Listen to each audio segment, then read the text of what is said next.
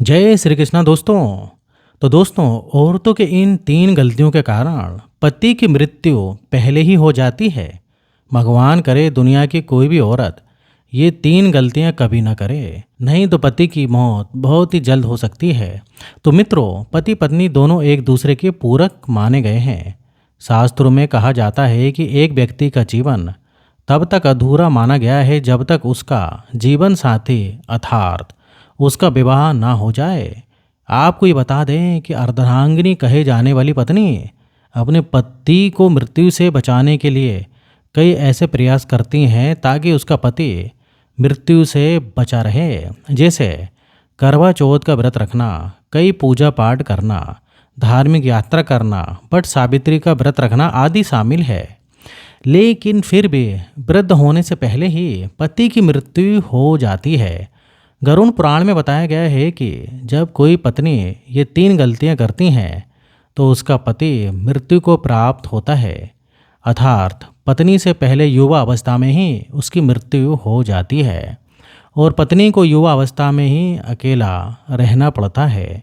ऐसी स्त्रियां अपने पति से वंचित रह जाती हैं। अगर आप भी ये तीन गलतियां करती हैं तो इस वीडियो को अंत तक जरूर देखिएगा।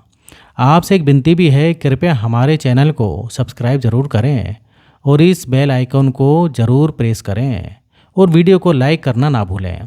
तो चलिए वीडियो शुरू करते हैं। तो दोस्तों, गरुड़ पुराण में पत्नी से पहले पति की मृत्यु होने के तीन रहस्य बताए गए हैं।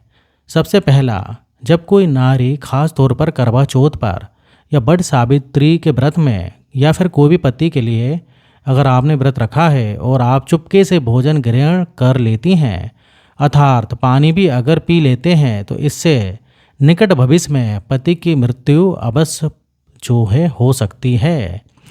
तो देखिए, मन में भोजन के लिए लालसा भी व्रत के दौरान नहीं रखना चाहिए। ऐसी महिलाओं को कई जन्मों तक पति से वंचित रहना पड़ता है।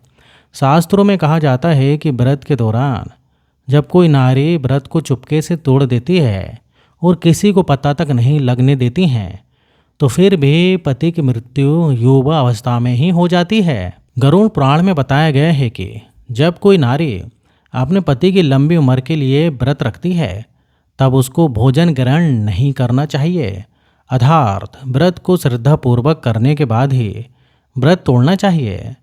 तभी ही पति की आयु लंबी होती है और निकट भविष्य में पति पत्नी दोनों में दरार नहीं पड़ती बल्कि प्यार और बढ़ जाता है। इससे पति की आयु बढ़ती है और 7 जन्मों तक का साथ मिल जाता है।